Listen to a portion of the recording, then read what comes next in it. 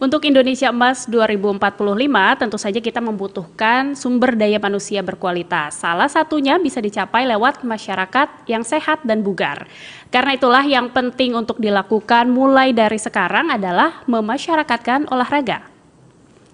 Stand by. On the record. Halo pemirsa Antara, selamat datang di podcast Antara on the record. Kembali lagi kita berjumpa dalam kesempatan kali ini dan untuk bicara soal memasyarakatkan olahraga. Sebetulnya apa itu memasyarakatkan olahraga, kemudian bagaimana caranya dan kenapa harus dilakukan nih memasyarakatkan olahraga. Karena itu saya akan ngobrol dengan dua orang narasumber sekaligus nih kali ini, yaitu dengan Bapak Warsitos selaku Deputi Bidang Koordinasi Revolusi Mental, Pemajuan Kebudayaan dan Prestasi Olahraga di Kemenko PMK. Bagaimana kabarnya Bapak? Baik, alhamdulillah kabar baik Mbak Wanti. Salam sehat. Salam sehat tentunya. Dan masih ada satu lagi yaitu dengan Bapak Hayono Isman selaku Ketua Umum dari KORMI atau Komite Olahraga Masyarakat Indonesia. Apa kabarnya Bapak Hayono? Mbak Wanti, alhamdulillah, terima kasih. Salam sehat, bugar, gembira. Salam sehat, bugar, gembira. Ini kayaknya kalau udah bicara soal olahraga masyarakat, memang jargon yang paling sesuai itu ya Pak ya? Bugar, sehat, gembira. Gitu ya. Sebelum lebih jauh nih Pak, kita ngobrol soal olahraga masyarakat gitu. Saya mau ke Pak Warsito dulu. Kita bicara soal 2045 nanti Pak. Selain ada visi Indonesia Emas di 100 tahunnya Indonesia nanti, kita kan juga punya desain besar olahraga nasional alias DBON ya Pak, yang dicanangkan dari 2021 sampai 2045, betul ya Pak ya? Betul. Ini gimana nih Pak, kaitan antara DBON dengan masyarakat Indonesia yang sehat dan bugar tadi Pak, dan bahagia jangan lupa itu ya. Oh iya. Gimana Pak Warsito? Baik, terima kasih Mbak Wanti. Sebagaimana tadi juga Mbak Wanti sudah singgung, betul pemerintah sangat komitmen di dalam mempersiapkan tentunya sumber daya manusia yang sehat mentalnya dan sehat fisiknya. Ya. Karena itu sebagai salah satu indikator nanti 2045 ketika Indonesia emas atau sebagai Indonesia maju, itu tentu ada beberapa parameter di sana. Salah satunya bicaranya adalah masalah misalkan ekonomi, kemudian juga terkait pengangguran, kemudian juga terkait dengan pendidikan. Nah tentu Indonesia emas dengan berbagai indikator tadi tidak bisa dicapai tanpa tentunya pilar Human Development Index, ataupun Human Capital. Itu salah satunya di sana ada pilar kesehatan. Nah pilar kesehatan inilah ketika ditarik itu ada unsur yang dimakan adalah preventif dan promotif. Nah di salah satunya di situ adalah olahraga. Maka tentu olahraga sebagai apa nih Pak? Preventif atau promotif berarti? Ya dua-duanya kita penting untuk selalu menyelaraskan dua program itu. Oleh karena itu ketika bicara indikator-indikator tadi, ketika ternyata olahraga belum menjadi budaya di masyarakat kita, tentu akan menjadi sebuah tanda kutip sebuah idol yang memang harus kita lakukan dalam hal ini bagaimana mempromosikan olahraga dalam arti luas, artinya kepada masyarakat tidak hanya dalam konteks tujuan berprestasi, artinya untuk para atlet, tetapi masyarakat luas harus partisipatif di dalam olahraga. Maka itulah salah satu yang ada di dalam Perpres 68 2021, yaitu terkait dengan desain besar olahraga nasional. Di sana ada 4 pilar, olahraga masyarakat, olahraga prestasi, olahraga pendidikan, dan industrialisasi olahraga. Maka dalam konteks ini yang Mbak Suwanti sampaikan tadi di awal bahwa masyarakat ini adalah pilar yang harus tanda kutip menjadi diarus utamakan dalam desain besar olahraga nasional, yaitu tadi olahraga masyarakat. Bagaimana partisipasi yang ditargetkan 2024 ini targetnya adalah 40%. Partisipasi di dalam masyarakat di dalam berolahraga. Nah, tentu kami sedang tentunya bersama dengan teman-teman Kementerian Pemuda dan Olahraga sekarang sedang mengevaluasi sejauh mana indeks ini tercapai. Ini kan tinggal 2 bulan ini Pak Hayono. Tentu ini dengan tentunya teman-teman dari KORMI berpegang peranan penting. Sementara indikator di bawahnya adalah indikator kebugarannya. Kalau yang pertama tadi partisipasinya. bagaimana masyarakat berpartisipasi aktif di dalam Dan olahraga. itu belum ya Pak mencapai 40% yang Nah, ini sedang kami lakukan Ya. evaluasi dengan teman-teman Kemenpora, tentu dengan BPS yang nantinya berperan di dalam mengukur itu. Kemudian yang di bawahnya adalah indikatornya adalah kebugarannya. Jadi membawa tadi yang disampaikan tadi kan sehat, bugar, Bahagia, gembira. gembira, Nah, itu gitu. kan itu makanya jargon itulah yang makanya indikator di bawah tadi partisipasi masyarakat dalam berolahraga, di bawahnya adalah tingkat kebugarannya. Juga demikian ada indikator-indikator kuantitatif yang harus dicapai dengan tentunya kalau bicara kebugaran adalah indeks terkait dengan mohon maaf ini jumlah pasien yang sakit itu Oh, sangat oke. relatif di dalamnya. Iya, iya. Apa artinya ada korelatif di Iya, dalamnya iya, itu. betul. Nah, itulah makanya Mbak Wanti bahwa ketika bicara membangun Indonesia ke depan, olahraga ini salah satu substansi yang harus prioritas. Nah, mungkin nanti lebih jauh bisa saya ambil contoh, mohon maaf sekalian aja saya singgung di sini. Saya beberapa kali memang sangat terkesan ya dengan teman-teman dari Kementerian Kesehatan yang menyatakan bahwa ke depan kan ada sistem kesehatan yang terpadu. Ya. Nah, dalam konteks ini sebenarnya salah satu di ujungnya adalah olahraga ini adalah pilar. Pilar, dan itu juga sudah menjadi parameter-parameter di semua negara untuk bagaimana partisipasi olahraga itu benar-benar berjalan baik. Dan ini saya tutup di paragraf ini dengan kita masih rendah Pak Yono ternyata. Ternyata jumlah langkah jalan kaki Indonesia itu masih di bawah 3.500 langkah tiap hari. Per hari? Iya, masih di bawah itu. Idealnya berapa Pak? Di atas 3.500. Kalau 1.000 langkah itu sekitar 700 meter. Nah, kalau 3.500 berarti sekitar 2 kilo 100, Iya. 200 meter. Nah, ini Mbak Wanti juga harus tanya ini, karena orang Indonesia itu terkenal malas. Kalau Saya sempat pas 10.000 Pak. oh ya Pak. Nah itu makanya Sekarang artinya 10.000. dalam secara rata masyarakat Indonesia masih di bawah 3.500 langkah. Oke. Artinya di bawah 2 kilo 200 meter langkah tiap harinya. Ya kayak kita aja kadang mohon maaf Pak Yono, garasi aja langsung samping pintu, jadi turun garasi langsung masuk rumah. Iya. Kantor juga demikian.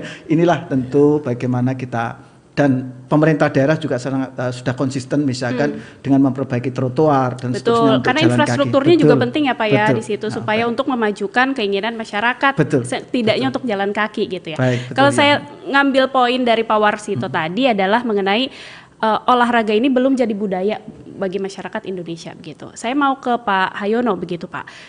Sebetulnya olahraga masyarakat ini memangnya yang seperti apa sih Pak? Karena kalau kita bicara soal belum jadi budaya begitu, kita lihat trennya belakangan ini ada komunitas lari banyak misalnya, kemudian komunitas olahraga-olahraga lain begitu. Kalau kita ke GBK misalnya, kita bisa lihat lah banyak sekali itu Pak anak-anak muda sekarang gitu ya yang ikut tren berolahraga, Zumba, kemudian macam-macam lah gitu. Tapi sebetulnya olahraga masyarakat ini apa sih Pak? Sekalian kita kenalan dengan Kormi ya, yang mewadahi olahraga masyarakat.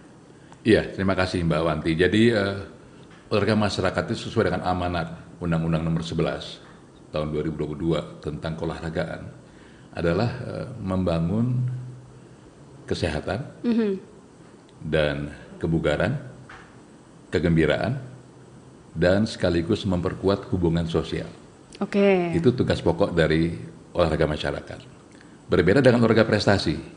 Prestasi itu adalah satu kegiatan untuk mencapai prestasi di berbagai event olahraga tingkat dunia. Oke. Ya, di samping tentunya tingkat nasional.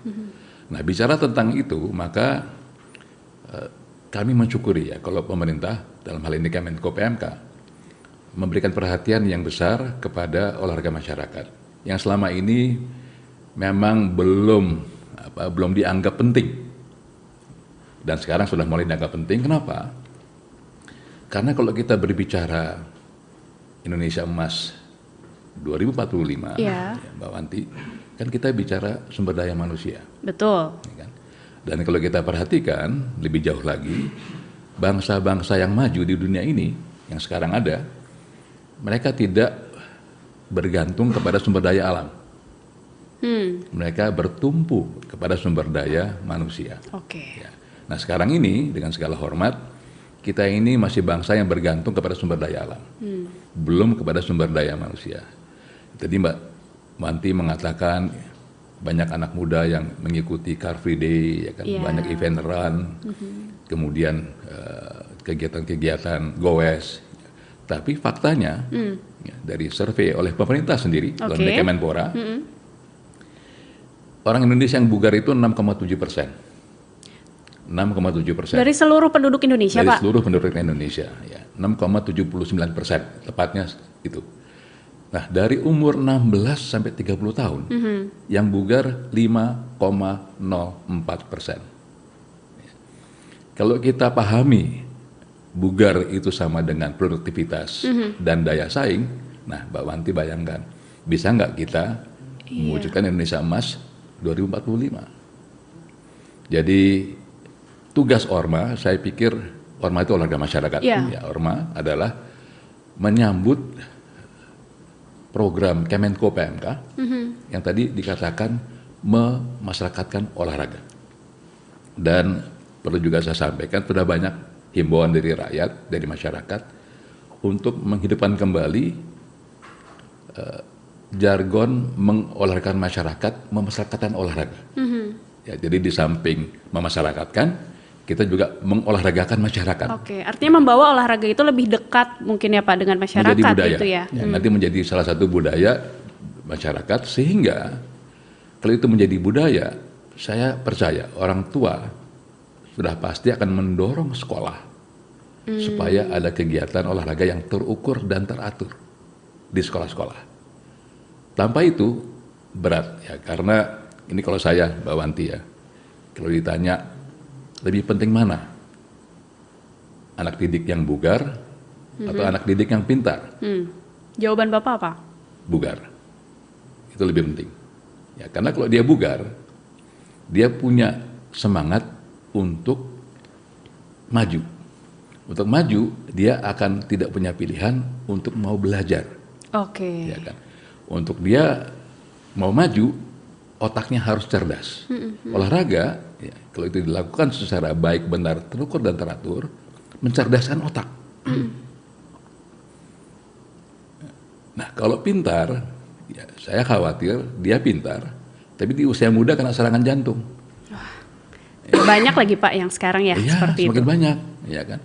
Jadi itulah secara garis besar. Jadi Mbak Wanti, ya, kita berharap olahraga masyarakat itu mendapatkan dukungan yang proporsional, ya, karena kita bukan olahraga elit ya, seperti yang ada di KONI, kita betul-betul olahraga masyarakat. Dari layang-layang, katapel. Ya, layang-layang termasuk ya Pak ya? Masuk, layang-layang masuk, ya, gitu katapel ya. Masuk, ya kan. Kemudian off-road, ya. Kalau yang dari segi motornya ada juga senam jantung, senam asma, yoga, tai chi di sana. Ya kan? Tapi pertanyaan saya jadi apa olahraga yang cocok sebetulnya bagi masyarakat Indonesia yang bisa diunggulkan begitu ya Pak, kalau kita mau membudayakan olahraga di tengah masyarakat Indonesia yang dalam tanda kutip lagi malas nih untuk berolahraga. Kalau Pak Warsito apa jawabannya? Baik, terima kasih. Tentu kita sebagaimana tadi sepakat, memang saya menyebutnya memang olahraga ini belum menjadi tanda kutip tren ataupun budaya. Dan tentu langkah yang paling dekat memang dengan berbagai sasaran. Jadi kelompok masyarakat kita ada masyarakat umum, ada disabilitas. Tentu dalam konteks ini masyarakat umum masih kita pilah lagi nanti dari unsur pendidikan, kemudian dari sisi usia dan seterusnya. Oleh karena itu olahraga apa kira-kira yang untuk mendorong? Tentu adalah yang adaptif terhadap masing-masing masyarakat, baik dalam konteks dalam arti kedaerahan, kearifan lokal, maupun dalam konteks usia. Jadi kesesuaian usia, kesesuaian dengan profesi dan seterusnya. Dan saya juga tadi Pak Hayono, memang gerakan memasyarakatkan olahraga dan mengolahragakan masyarakat ini juga tentunya merubah mindset pemerintah sebenarnya Pak Hayono. Jadi kita juga harus, jangan pula kita menyasar pemahaman ini kepada masyarakat luas saja. Tapi justru saya mengajak pemerintahnya juga harus duluan. Dari unsur kementerian, lembaga, pemerintah daerah, ini benar-benar memahami konteks bahwa kesehatan dalam arti, olahraga dalam arti luas ini juga harus difahami oleh seluruh unsur.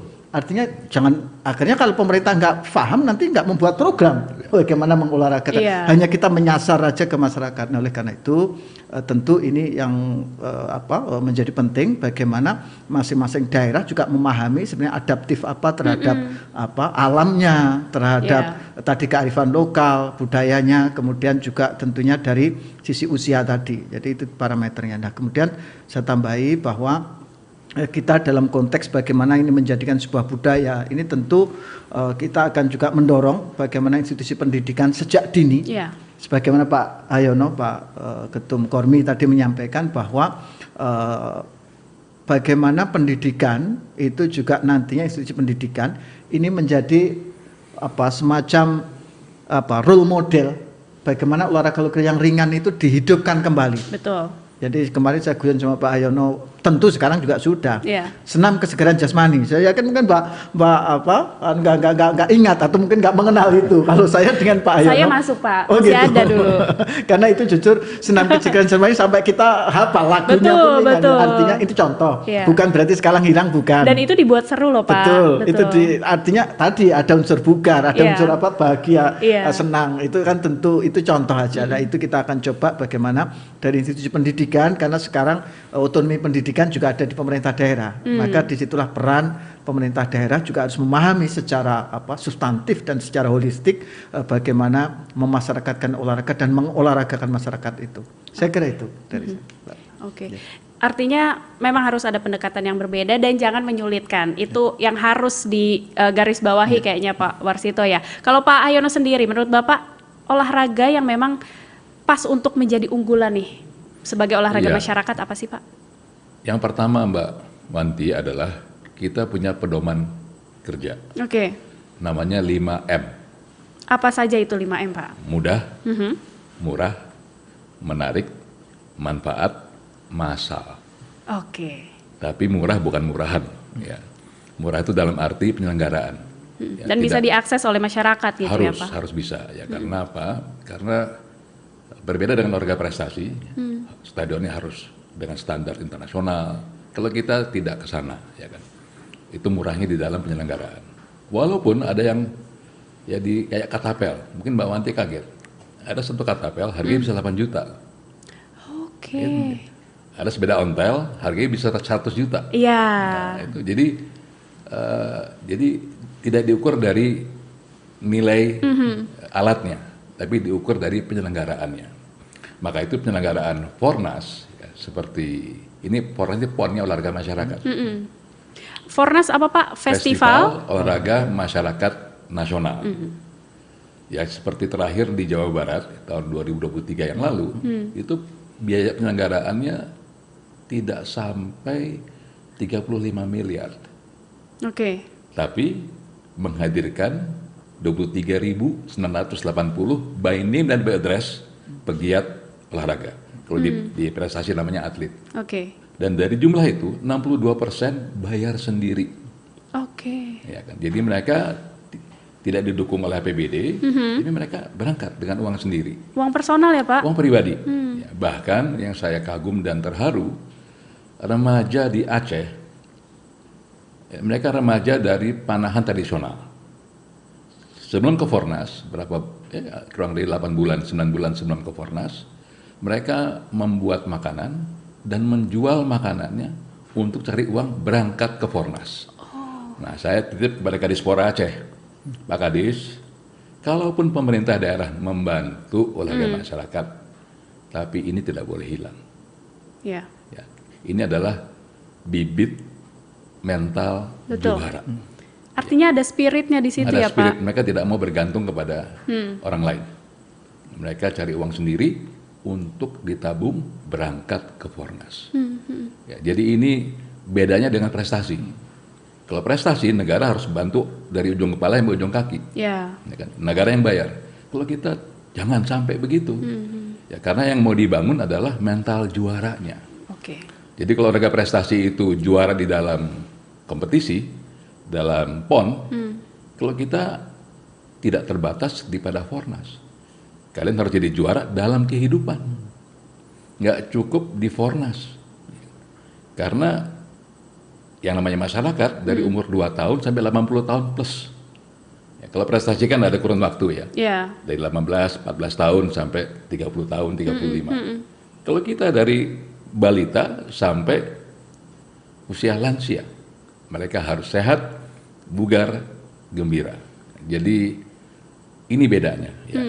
Jadi kita ini bukan elit, ya, kita ini adalah masyarakat yang sadar ingin membangun hati yang gembira melalui sehat dan bugar. Oke. Ini cakep sekali ya Pak, bahwa ada target utama atau tujuannya adalah mindset begitu, yang nanti pasti akan jatuhnya ke budaya lagi ya Pak. Betul. Kita membuat budaya di situ. Tapi ada berapa cabang olahraga sebetulnya Pak yang dipertandingkan di Fornas ini? Kalau kita sebutnya Inorga, induk organisasi olahraga, ada 94 yang berhimpun di Kormi Nasional dari kelompok olahraga tradisional kreasi budaya dan kelompok olahraga kesehatan dan kebugaran, kelompok olahraga petualangan dan tantangan. Ini umumnya anak-anak muda. Dan sudah tersebar di 38 provinsi, bahkan begitu sama dengan Kemenparekraf, kita membuat program yang namanya Fordeswita, Festival Olahraga Masyarakat di Desa Wisata. Ini lebih menarik nih Pak kayaknya. Ya, Kenapa di desa wisata dipilih? Karena, ya itu pertanyaan bagus Mbak Wanti, kenapa kok pilih desa wisata? Karena relatif mereka lebih siap. Ya, karena untuk menjadi desa wisata, kan mereka harus mendapat predikat AWDI. AWDI itu apa Pak? Saya lupa. AWDI itu Anugerah Desa Wisata Indonesia, ya. ADWI. ADWI ya. Ya kan? Nah, untuk mencapai itu mereka harus meningkatkan standarnya. Jadi ada kemauan dari masyarakat di desa itu untuk meningkatkan standarnya. Nah, kita lihat, kalau gini lebih mudah kita masyarakat olahraga dengan masyarakat di desa wisata itu. Karena apa? Karena sudah punya kemauan untuk menjadi desanya menjadi desa wisata. Dan olahraga masyarakat karena bersifat massal, ya otomatis ya kan. Sport tourism di sana ya kan. Apalagi mereka bayar sendiri. Bukan wisata kalau masyarakatnya dibayar oleh negara, itu bukan wisata namanya. Ya, kalau itu dibayar oleh kantongnya sendiri, ya itu wisata. Ya, jadi kayak di Fornas Sumatera Selatan 2021, saya mau pulang nih Mbak Wanti dari Palembang, mau beli oleh pempek habis. Ya kan? Udah diborong semua Pak? Udah diborong sama pegiat, ya kan? Ya, terutama ibu-ibu. Ya, karena mereka nabung sebelum berangkat ke Fornas, mereka nabung. Salah satunya belanja, ya kan. Kemudian homestay habis, terpakai oleh pegiat olahraga masyarakat. Di Jawa Barat apalagi 23.000 udah hotel di mana-mana udah penuh, homestay di mana-mana penuh. Jadi dengan Fordeswita ini saya harapkan ya kita punya mimpi boleh ya Mbak Wanti ya. Jadi bayangkan kalau 84.000 desa di Indonesia ini punya kegiatan olahraga yang teratur dan terukur. Barangkali kita nggak perlu impor bahan makanan lagi. Ya. Karena apa? Karena rakyatnya gembira, produktif, dan kompetitif. Olahraga kalau dilakukan secara benar mengajarkan itu. Artinya bugar, sehat, dan gembira tadi kalau kita bisa lihat atau kita bisa bilang adalah satu root gitu ya Pak ya, untuk mencapai aspek-aspek lain gitu ya Pak ya. Nah, karena itu saya mau tanya sebetulnya ini yang menyebabkan adanya olahraga belum jadi budaya bagi kita. Sebetulnya kalau Pak Warsito melihat challenge-nya apa sih Pak? Apa kurang di infrastruktur tadi sempat disinggung kan Pak? Atau memang olahraganya kurang menarik kah? Atau seperti apa sebetulnya? Baik, terima kasih. Tentu ini ada banyak faktor ya, faktor internal dan eksternal. Jadi internal tentu kaitan dengan bagaimana tanda kutip pemahaman kepada yang bersangkutan, kepada individu terkait dengan bagaimana sehat, bugar, dan bahagia gembira tadi itu adalah modal gitu loh. Itu kurang pemahaman itu. Dan tentu pemahaman itu berasal dari pendidikan dan melihat, mendengar. Nah, dalam konteks ini, maka dari sisi internal individu itulah yang tentu menjadi bagian penting. Nah, inilah larinya kepada pendidikan sejak dini. Sejak dari PAUD, dari keluarga, masyarakat, ini ada ekosistem mengolahragakan masyarakat. Saya masih ingat Pak, mohon maaf Pak Wanti, Mas Pak Ayono. Kita dulu kan sering, saya itu bahkan mbok saya, karena saya udah tua panggilannya mbok, itu ikut senam Pak Ayono. Sore-sore itu habis maghrib itu ibu-ibu PKK yang nyebutnya kalau di kampung itu senam Mbak Wanti, bayangkan. Nah sekarang sekarang juga masih ada, ya tentu dengan peran Kormi itu. Nah, artinya apa?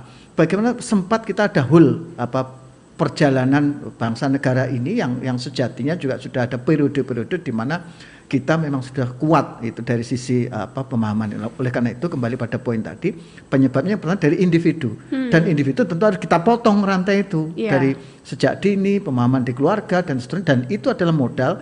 Ingat bahwa BPJS Kesehatan kita ini sudah banyak sejatinya, mohon maaf itu dana, istilahnya dana yang tentu karena apa? Karena tentu yang sakit. Nah dalam konteks itulah makanya dari sisi individu. Kemudian dari sisi eksternal, eksternal tadi juga sudah saya singgung bagaimana masyarakat dari sisi lingkungan ini belum, maka harus ada gerakan bersama. Maka disinilah peran Komite Olahraga Masyarakat Indonesia, salah satunya yang disampaikan Pak Ketum tadi, bagaimana kemudian ada perlombaan-perlombaan yang itu juga fungsinya bukan hanya untuk yang 23.000 yang ikut, tapi jauh lebih luas, itu ada memasyarakatkan bahwa konteks itulah yang akan dilihat. Maka fungsi eksternal, kendala tadi akan bisa kita kikis, termasuk podcast ini tentunya. Podcast ini bagian dari bagaimana memahamkan betapa pilar olahraga ini menjadi penting. Nah kembali sedikit saja kaitan dengan ini, bahwa makanya dalam konteks tadi di awal saya singgung ada 4 pilar tadi. Salah satunya adalah fungsi industri olahraga. Nah, Kormi sudah menunjukkan hal yang fakta nyata itu, industri olahraga yang bagaimana dari olahraga kemudian di sana muncul ada perputaran ekonomi yang sangat penting. Saya kira inilah yang menjadi road nanti ke depan, peta jalan kita yang akan kita buat lebih detail lagi untuk periode 2021, 2024, 2025, 2029 dan dengan teman-teman Kemenpora. Oleh karena itu kami dengan teman-teman Kemenpora dan tentu seluruh kementerian lembaga yang terkait akan selalu menyinkronkan peta jalan ini. Challenge-nya tadi disebutkan oleh Pak Warsito begitu ya Pak, ada dari individu dan juga ada dari eksternal di lingkungannya begitu. Kormi untuk menyasar ini sebetulnya cara-cara yang dilakukan seperti apa sih Pak? Atau mungkin mulai dari pendidikan anak usia dini kali ya Pak?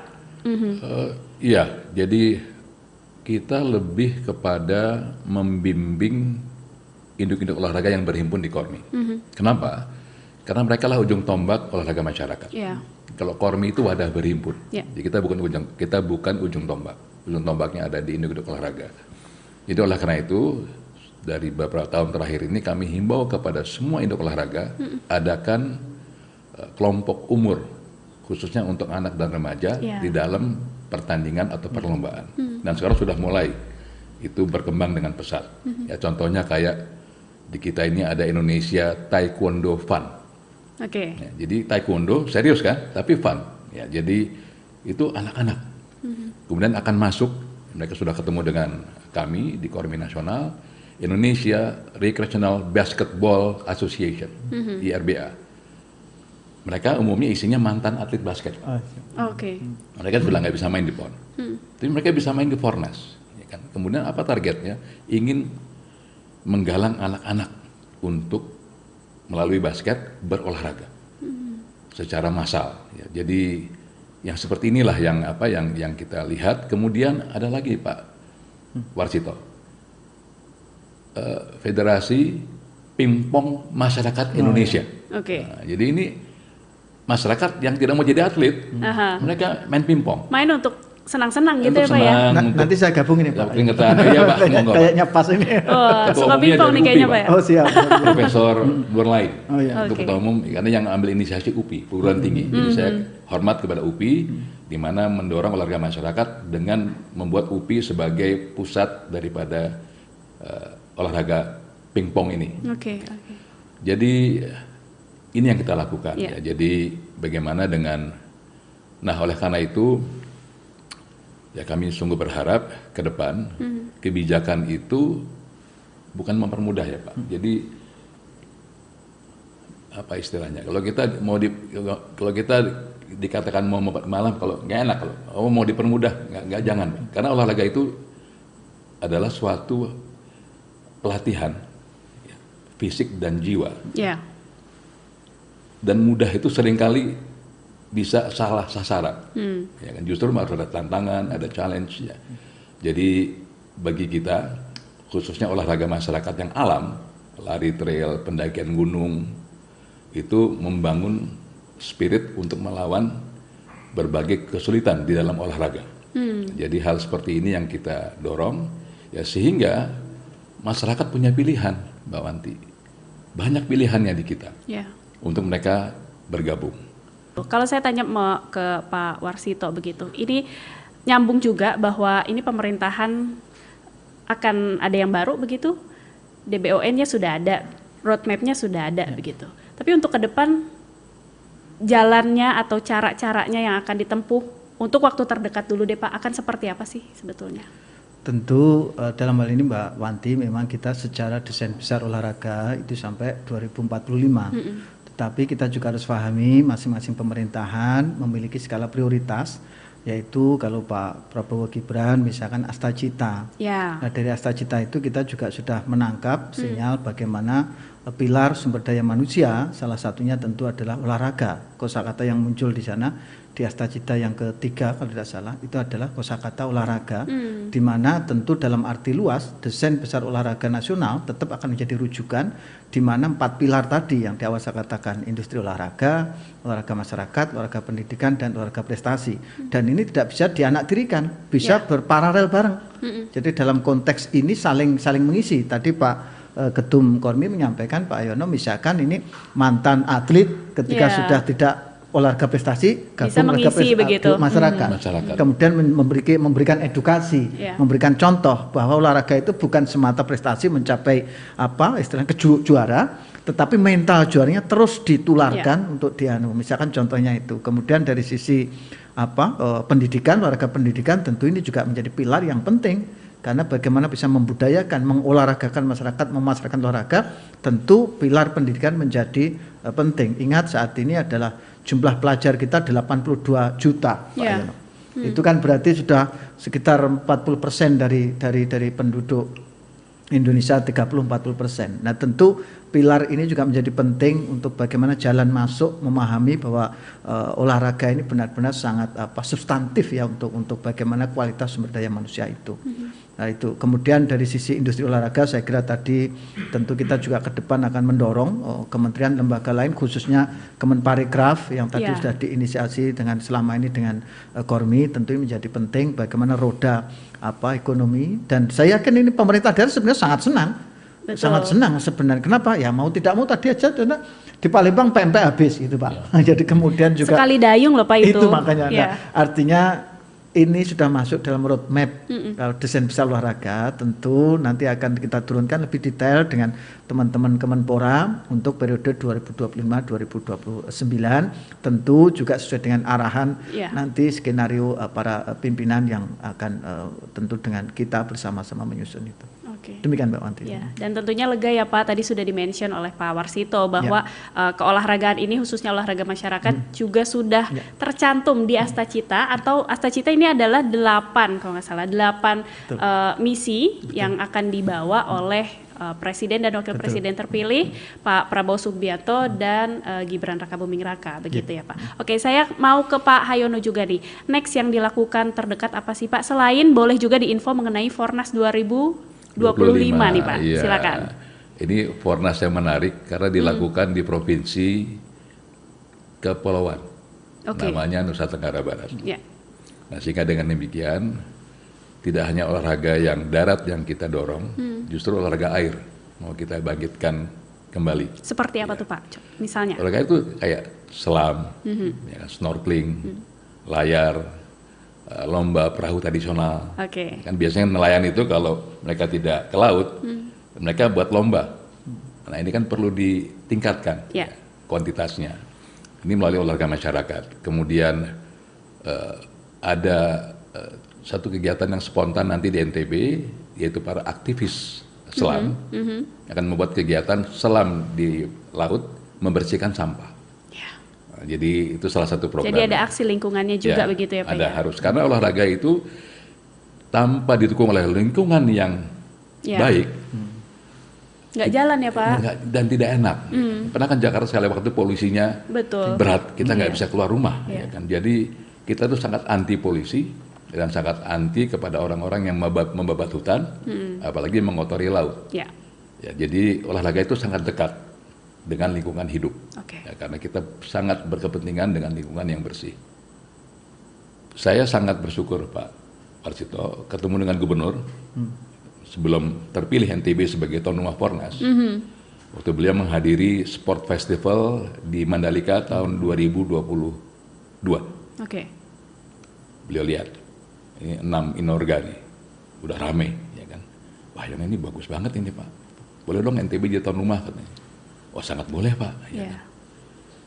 Alasan Bapak apa NTB di tuan rumah Fornas 8? Bagi saya, dia bilang gubernur ini, NTB nggak perlu juara dalam Fornas. Loh kalau begitu apa dong targetnya Pak? Ingin banyak orang datang ke NTB. Oke. Ya kan? Itu lebih penting bagi saya sebagai gubernur. Kalau juara itu ya penting, tapi lebih penting banyak orang datang. Inilah yang dilihat sebagai potensi sport tourism. Iya, iya. Dan saya sempat memberi masukan kepada Ketua Kormi Papua Selatan. Beliau kebetulan Kadis Suara. Saya tanya, Pak Kadis, olahraga apa yang tradisional ya, yang menghilang di Papua Selatan? Beliau nggak lama mengatakan, ada Pak, lari abu. Apa tuh lari abu? Lari tanpa sepatu. Oke. Lari abu. Nah, saran saya nih Pak Kadis, hidupkan lagi. Ada 2 hal yang Pak Kadis harus perhatikan. 1, Bapak tidak kualat kepada leluhur, karena ini adalah hasil dari leluhur. Iya. 2, ketahuilah Pak,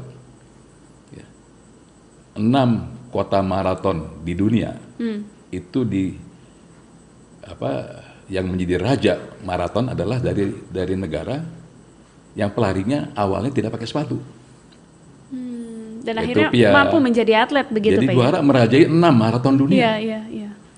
Kenya, Ethiopia, itu dari situ mereka. Awalnya nggak pakai sepatu larinya. Jadi menurut hemat saya Pak, hidupkan ini. Siapa tahu nanti ada pelari maraton yang hebat dari Papua Selatan. Ya. Karena apa?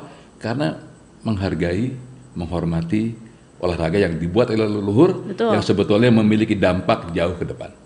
Jadi hal seperti ini menurut hemat saya harus menjadi perhatian pemerintah. Jangan meremehkan olahraga tradisional. Ya, kalau mau lihat prestasi kita bangkit, menurut saya mulailah memperhatikan olahraga tradisional yang ada di masyarakat.